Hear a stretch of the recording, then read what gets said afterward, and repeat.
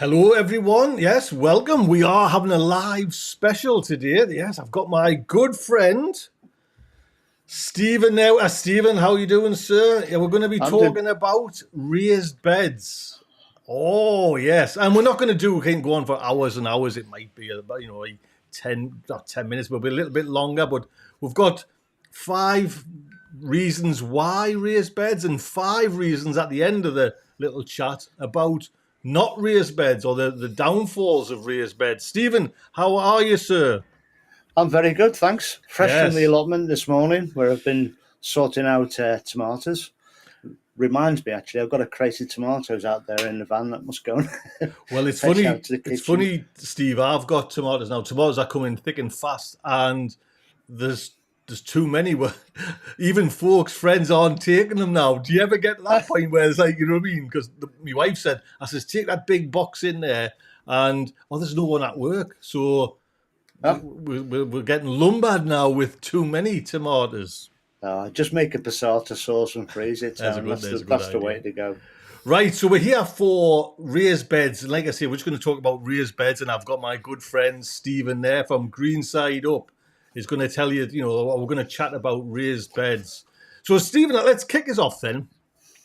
Give us, I'm after like 5 positives for raised beds, because raised beds, as you know, is kind of, I think, is it like the hipsters or the cool thing to have? Is it, are they that good or are not? And I thought I'll ask, because you've got normal, ground and raised beds, and Yeah, you've been gardening and for many a year, Stephen. Many too many a long. year, too long. And I thought I'll ask Steve what he thinks about raised beds. So give us 5 positives, Steve, about raised beds. Well, do you want the list of five, or do you want one, and we'll talk about it? No, What? no, How do you? give us the 5, and then we'll go over them. I think that'll be the best idea. Okay, well, the five that I've written down, I've got soil warmth, I've got drainage, I've got convenience, and accessibility. And then the last one is kind of catchy: bed size and accessorize. Right. So these are your kind of your positives for a raised bed. Now, before Yeah, we kind of get into just chatting about that, uh, overall, are you happy with raised beds? I think you would be, if you've got them and have used them, I think you'd be foolish to be unhappy with them. They have got their downsides, as you'll see later when we talk about the bad points. It's the same as all gardeners. There's always something that's bad. There's always something that wants to waylay you. But overall, yeah, I'm ecstatic with them. Right. Well, your first one there, you said soil warmth. So Yeah. what are you meaning by soil warmth? Because I'm sure you go outside, it's a warm day, your soil's warm, no matter Yeah. where it is. Yeah. Well, basically, in the middle of winter, you can get in normal soil. Once your soil freezes in winter, you get that cold thing. You can get this thing called what they call frost heave, and that is where your ground actually sort of starts to swell up, and you'll see it on paving paths where the paths start to become all dislodged because the ground underneath is frozen and it heaves the soil up. But that's a mass underneath, and it's all the ground is frozen, and that is your mass that's frozen.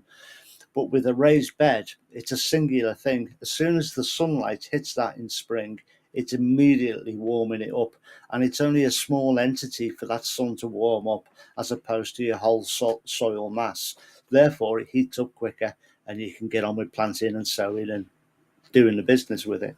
And I guess it goes without saying, you know what I mean, the warmer the soil, the easier it is on your plants Oh, actually of trying course, to, yeah. make a, Hands down, uh-huh, yeah. right. You mentioned the next one was drainage. Yeah. Now, I'm So, just, like, just before we kind of, I know it's kind of drainage in this weather because we've had some great heat of late is yeah. a thing maybe you don't want. But on a positive side, what about drainage? Well, I mean, especially in the early part of the year, plant a lot of plants don't mind cold, and a lot of plants don't mind wet. Well, what they don't like is cold and wet together. If you can actually work in soil that's well drained, I mean, you can be on clay soil where it just stays wet and wet for ages and ages. Then we get a bit of sunshine, the soil bakes, it's rock hard and cracks, and it's no good to man the beast. But if your beds are above that and they've got good drainage, and they're not cold because the sun's warmed them up. Again, it's a plus. I've really got to stop hitting this microphone. I do I apologise for that. did. No, I did. It's a new little gadget you've got there, that arm, isn't it, It for the is. It microphone? is. Yes. You mentioned as well, then, Steve, convenience. Now, I'm guessing I know where you're going with this because, like you say, my whole allotment is raised beds, and for Yeah. me personally, convenience. Age is a thing where it's coming to there, Yeah. and I can just I built them with the kind of foresight of it'll be easier in me autumn years. Is that the case Yeah. for you? Well, it is. I mean, and to be honest with you, I'm re-looking at this list again. I mean, convenience comes in with accessibility, so that's number 3 and 4, if you like, because there's so much convenience in the fact that you can warm them up quick in the spring. You can easily access the bed. You can reach to the middle of the bed nice and easy from where you're sort of kneeling down or stooping down. It's just so much more convenient and easier to manage than getting down to soil level. That's really my thing on that with convenience. You just got to bend over less, if you like, to get at the soil and get at the weed. It makes it that much easier to manage. And I know that sounds a kind of like you say, but it does make a difference. Do you know what I mean? It's Just like huge not difference. not Yeah. having to go right down, and Yeah. like the kids will be laughing at, we're thinking, you dummy, you know what I mean? But I started to notice these things, even when I was kind of building the raised beds, Yeah. coming home thinking, God, you know what I mean? So hopefully I'm kind of reaping these rewards now. Well, I think you are. I think, from when I first started watching you a few years ago now, Tony, I mean, your allotment plots come on in leaps and bounds, and those raised beds have done you massive favours. I mean, you look at those big ones you built at the back where you've got your strawberries and where you planted out your tomatoes. I mean, they're stunning. And you don't even have to bend over for those. You just walk up, do a little bit of weeding or pick your strawberries, and he's frozen again. Well, we'll get over that. Don't worry, we can kind of cut into that, Steve. So just kind of make it come back. What I was going to ask you as well, mind you, is with those kind of thick raised beds, it's the big heavy ones. It is nice to have them tall, like kind of high up. But I'm thinking, I wonder how far you go on normal raised beds. Do you know what I mean? Do you have to kind of have them that height all the time, or is a low raised bed just as good as a high raised bed? Depends really on what you actually need for a raised bed. If you need that height for the accessibility, if you can't physically bend over because you're maybe disabled or maybe you can't reach down anymore, which does happen with age as well, then that could be an issue in itself. Cool. I'll tell you what, we'll wait till you come back on. We'll say hello to everyone. We can kind of do an edit. I'm doing this show, folks, who's on the kind of live one there, where we can kind of just chop and, cut and out and put little clips up on the new channel. And Stephen there is just kind of froze there. It was all going good until kind of the freeze. I think it's something to do with these mobile, the internet, not the actual internet, the internet browser. But anyways, hello everyone. I didn't think actually anyone would turn up to kind of this show, so it's lovely that everyone's there. Like I say, we're talking about raised beds, and it's just, I don't know, it'll probably be about 30 minutes, you know what I mean? So if you've got a nice tea break, dinner break, we're kind of here. We're just waiting for the owl fella to come back, and then we'll start again. Say hello in the chat, and I'll kind of say hello back. You know what I mean? It's lovely to see folks here. Let's just see. I see naturally JB. I'll give you a heads up. Let me put myself on mine. Someone mentioned the JB. So in the Discord, someone actually mentioned the JB to have a little section in there saying, called "What's the Bloody Point?" Now, named after JB there, you know what I mean, kind of honour to JB. We have now got in our Discord, I mean, I can't see it on this image, but there is a "What's the Bloody Point?" And I started off with a picture of what I did today.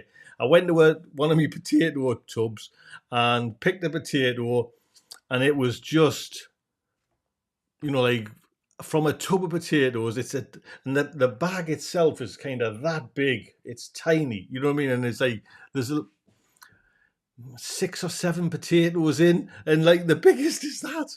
Do you know what I mean? I've been like since probably April had potatoes there, and what is the bloody point? Do you know what I mean? So please pop over to that channel as well, or the Discord, and say hello and join and have a look. Right, where is he? Where's the old boy, Mark? It's like waiting for, like on stage, waiting for your Mara to come back on. If there's any questions about raised beds, go on. I'll tell you what, we'll do that as well. Put a Q in on your question if you want raised beds. Have you got raised beds? Thanks for the tip on. Karen saying, here's what you know already. Put a capital Q and then we can kind of see your questions. Let's see, is he coming back?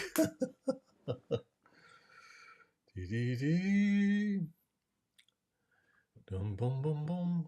I should text. Are you coming back? Let's see. Oh, it's not rebooting. Oh dear. What's happening? I'm just texting. Excuse me. So I'll kind of carry on talking. So if you want a question on raised beds, we've got Steve's. Well, actually, we might do this again then, because we've got. He's still got his 5 reasons not for raised beds. Do you know what I mean? Because there's kind of, and there is. Do you know what I mean? Kind of, and you only kind of get to that by having raised beds, knowing that there's kind of issues there with raised beds. So, not raised beds related, but is it too late? What's David saying for dwarf beans? David, you've hit my nail right on the head there. Is that the right saying? I don't know, but I'm going to sow some, because the last ones that I did, David, you know, where I kind of got mixed up and I didn't know if they were like climbing or thing. The producing beans now, well, that has not been that long. Do you know what I mean? And we're only in kind of still August, so I'm going to do a couple of sowings. I think I'm going to do one possibly tomorrow. Actually, no, I'm at my mum's tomorrow. Yeah, I'm going to go to my mum's. I'll help my mum go into the garden. So I'm trying, if anyone's interested, I'm going to try and buy some of this Keith Singleton's soil conditioner. So if anyone's interested, I'll try and do that, because I used to get that ages ago, but we haven't been to this certain garden centre that sells it. But that's the thing. So yes, dwarf beans, David. I am doing that. That is what we're after. Right. Right. Ever be? Let's just. I'm just doing this by myself. This is not quite what I was expecting. When you sow 4 medium-sized seed potatoes in 30-litre tubs with best quality compost water and tend to feed for 3 to 4 months, all you get is 3 tiny spuds. Do you know what it'd ever be? I don't know. We'll see. But I didn't actually use best quality compost. I used compost soil that was there before on that ground for me, and I used a potato fertilizer. But something's not worked. Do you know what I mean? Something has certainly not worked. If anyone goes into the Discord and sees, I could show it here, but I would have to kind of set it up and do it for a while. But yeah, very disappointed. Do you know what I mean? There's no getting away from it. It's like, what is? What's the bloody point? You know what I mean? Oh, where is that? Where is our Italian heartthrob? I called him a student the other day as well. He was laughing his head off at that, he said. So it makes you wonder. So next year, though, I might just put mine in the same place, but bury them in the soil. You know, just not do tubs. But what I did know, Everby, was when I did the tubs the last time, I used that straw matting. You know what the horse bedding, the rapeseed straw you buy for horses. It's on eBay. I think it's maybe, I don't know, £16 for a big bag of it, and it's a big bale of it. That worked a treat. It kept me, I had a good harvest. And I know it's a cop-out, but it's the heat. And that's just something I kind of all the time say. Do you know what I mean? It's like, that's me. Well, it's the heat. It's the, but it's Something's not right this year, to be honest, because it's not just one variety; it's all my varieties. Do you know what I mean? But the funny thing was, and this might be actually pointing to that direction, a volunteer potato rootstock right next to that tub had a good crop. I had, I think, 3 or 4 potatoes of a decent size. Do you know what I mean? So that's kind of it. Wait a minute. Where'd you leave it? I've been. Honest to God, you wouldn't believe it, would you? PC's been can you fine all see? blinking day. can Come you on see? here, 2 minutes. It's I've been talking by myself for nearly 15 minutes, man.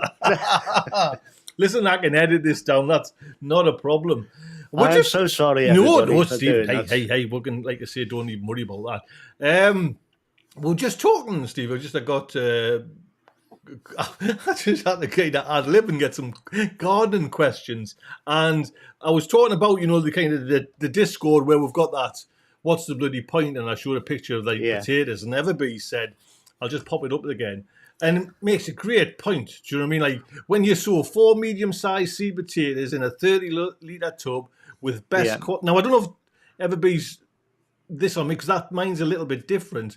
Best quality compost, water, feed for 3 and all you get is 3 tiny spuds. I think that's everybody's like kind of problem. It's mine's. I had more than 3. I had 4 or 5.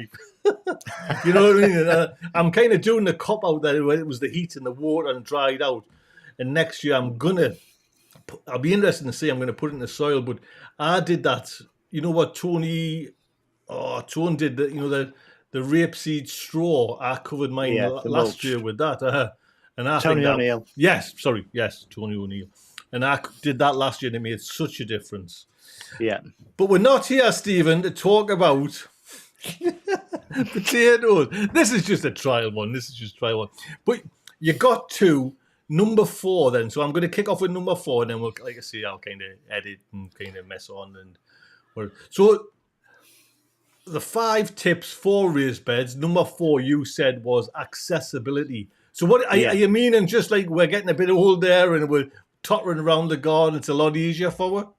Well, it's accessibility is for everyone, really, whether it's your kids or your grandparents or yourselves.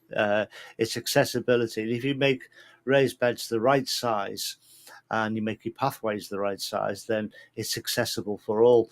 And one of the things I've brought up in one of my videos in the past is to measure yourself and everyone that's going to be using the bed. So what you should do is go and kneel against a wall. I know this sounds daft, but go and kneel against a wall in a comfortable seating position and measure from that wall to the back of your feet.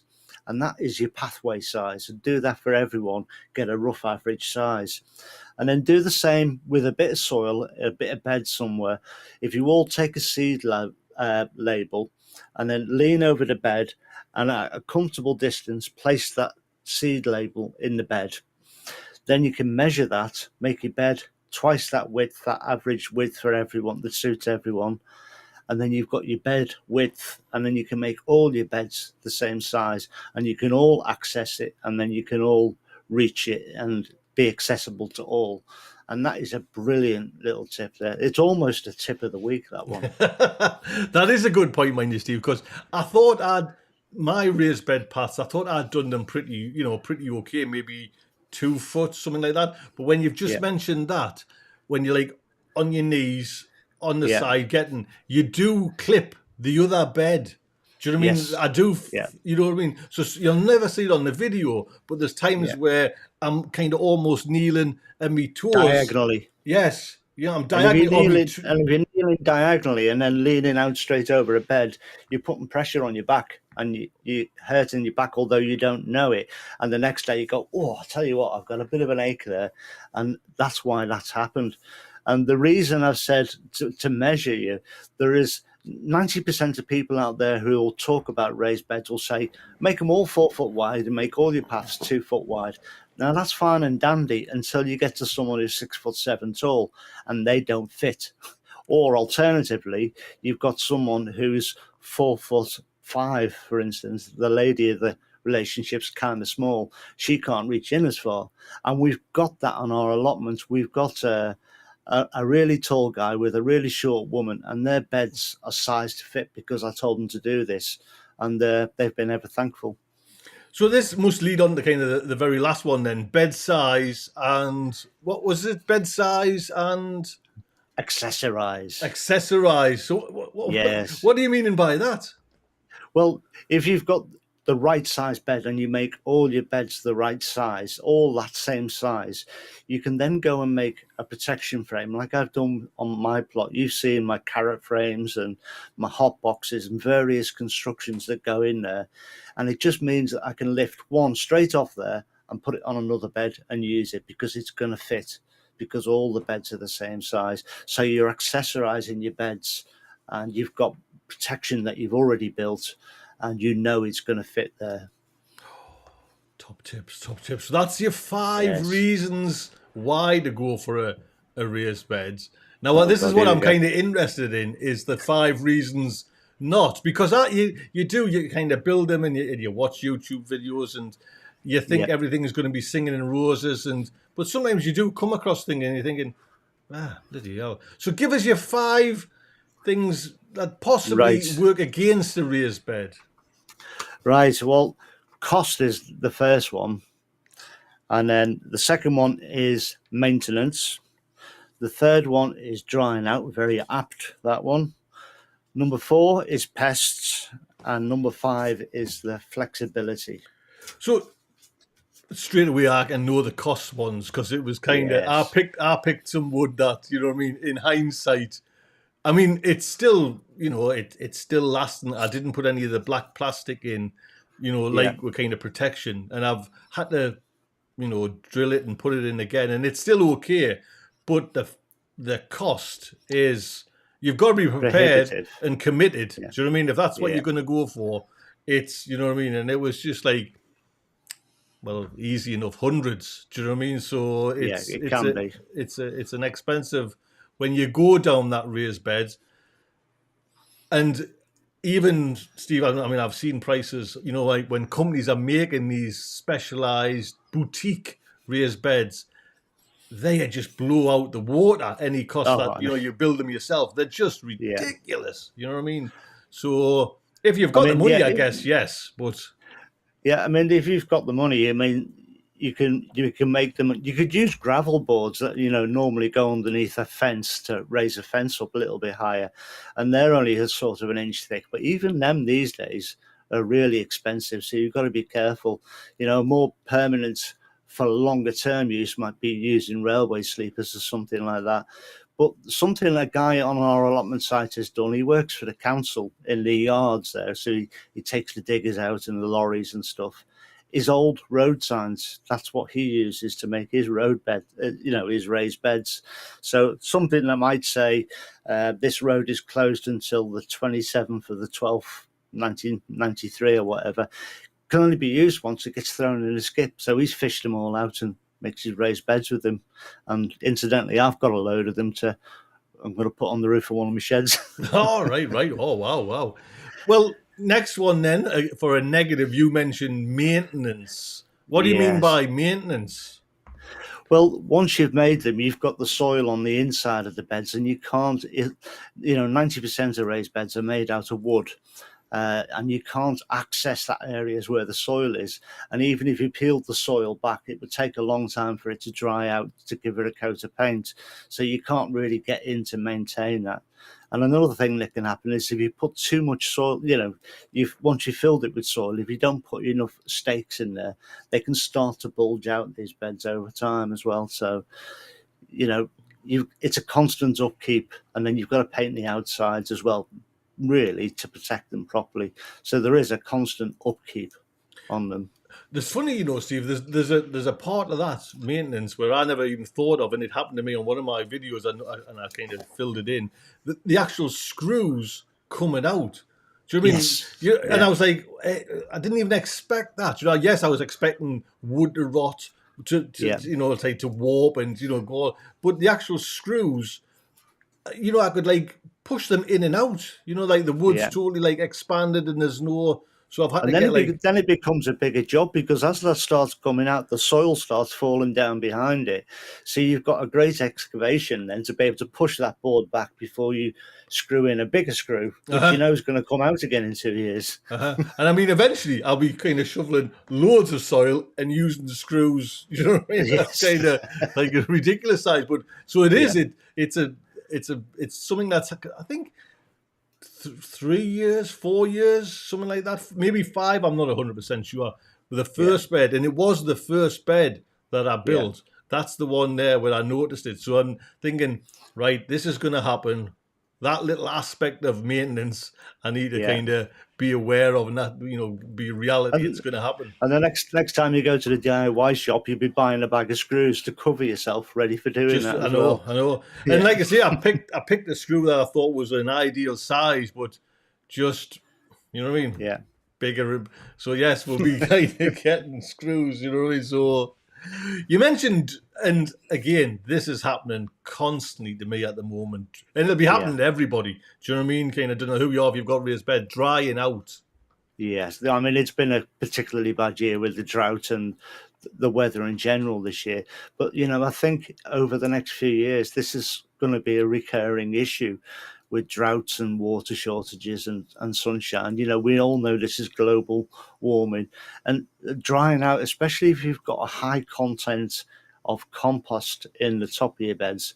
Once compost dries out, it's incredibly difficult to re-wet it to keep those plants moist. As you've been finding out, you've been watering constantly, and you come back the next day and it's just nearly as dry again. Mm-hmm. Oh, definitely.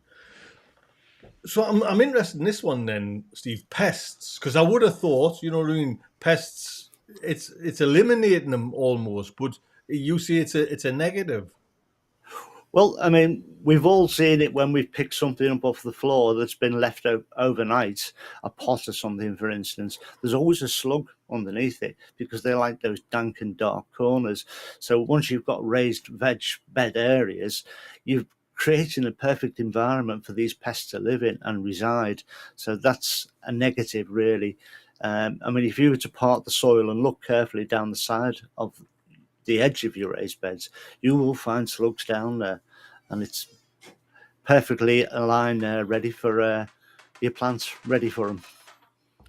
Last one then, last negative, Stephen. Flexibility. What now? I think I know where you're going with this, because I'm kind of think it is something for me where you think, well, the garden set, that's it.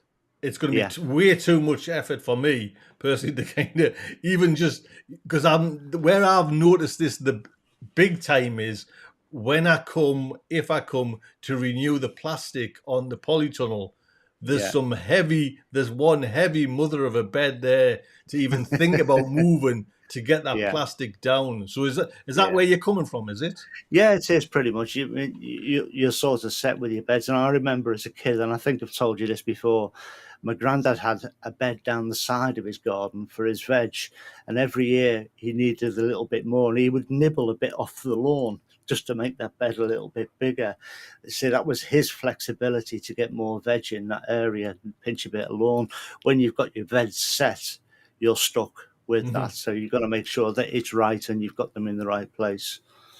Stephen, you said at the beginning when we had a little chat that you've got an extra forward, like an extra little bonus, almost like a tip. But you see a tip of the year for raised beds. Now, a tip of the century. Come on, tip of the century. I'm expecting big things with this. What is it then? Right. Well, if you're starting off on an allotment, it's often hard to resource everything that you need to get going on an allotment, or even if you're trying to make a big veg patch in your back garden. The simplest thing to do is to, before winter, dig over the whole patch that you want to grow stuff in the next year and let the frost work on those lumps. Just turn it over. You don't need to break it all up. Don't worry yourself about that. The frost will help break it down. And then get a rotavator in the spring, hire one for an afternoon or a day and rotivate the lot. And this is the best tip ever, is lazy raised beds, right? And that is simply you dig out your pathways and you chuck the soil onto your beds. It's lazy. Your pathways are there set. Your beds are ready. It's not perfect. It's not brilliant, but it will see you through. whilst you collect the wood that you might have to recycle, or you save up the finances to buy the wood to do it properly. But you can basically start with raised beds straight away. Lazy raised beds. Lazy raised beds. You want to market that one? That's lazy raised beds. Stephen, thank you very much. Thank you very much. While we're just getting the end, Steve, there's a couple of questions if anybody wants to ask some while we're here. Do you know what I mean? Like the next 10 minutes or something. Just if you've got a raised bed question or anything to do with raised beds. Liz is asking, Steve. Liz Hodge, I noticed, Steve, you have narrow gaps between your beds. This has come up before, hasn't it? You've asked me this one before. So I've asked Steve this one. I made a mistake. I was being far too greedy. I wanted to get 8 beds in there, and I did. And to be honest, it's not perfect, but it's manageable right now. But when I come to renew them, I will take 1 bed out, and I've worked out how to do it already, where I don't have to do too much moving of soil. I can just shift them over a little bit and get a better gap. But yeah, that was a mistake on me, and me, with my green gardening eyes, just wanting too much, really. But well, I would be exactly the same, because they're addictive. And you want as many as you can get. Do you know what I mean? And like you say, you sacrifice a path and you think, well, what? Yeah. But it's only like later on when you think, how do I get the wheelbarrow of soil to that end of the, you know what I mean, kind of garden there? So I just pile it on the end and rake it down there. That's not a problem. There's always a way around these issues. Yes. Allotment newbies asking, is mixing topsoil and compost okay for growing in raised beds and then to help fill rather than all new compost? Yeah, chuck in whatever you can. Yeah. To be honest, it's like compost is a bit, you know what I mean? More compost is a little bit. I'm going to have to dash, Tony. Right. Well, I'm sorry, I'm going to have to dash back. No. I'll kind of end. We'll end in a second or two. But you go ahead, Stephen. Thank you very much. You're welcome. Round of applause for Stephen. So, just newbie, while you were kind of talking there, it's all compost is kind of weird. Is way kind of, you know what I mean, if you can get. And there's that method where, and I forget the Hulken, you know, whatever you call it, where you just put like lots of wood and twigs and then throw in. But if you remember the kind of the big nasty beds, the 2 big ones at the back, I threw in there vegetable matter from this house, you know, like from me compost bins here, that wasn't even broken down, but then like soil on top. So anything you can get just to pack it out, you know what I mean? Because it breaks down and it sinks like something not right, you know what I mean? So it's like, you think it's full, give it like 6 months and that just falls down, and you can start kind of putting nice stuff on as well. So there you go. Well, I think that's kind of it. You know what I mean? It was just like a little trial there to try to test out, and I'm going to be kind of editing and messing on. But I hope you've had a fab time listening to Stephen with his raised beds. It was, I wanted Steve on because I wanted to kind of hear like the negatives as well as the positives. You know what I mean? Everyone's kind of talking about the positive of raised beds, but there is some mistakes to make, and it's just if you're prepared, you know, if you're going to go down that way, like Steve said, cost, maintenance, drying out, pests, and flexibility. They're all ones I've come across where I'm thinking, oh, man, do you know what I mean? It's like once they're set, once they're done, you know what I mean? You're left with these beds there, and you're left with kind of empty pockets. So, look after yourselves. Take good care, and I will see you the next time. Bye-bye.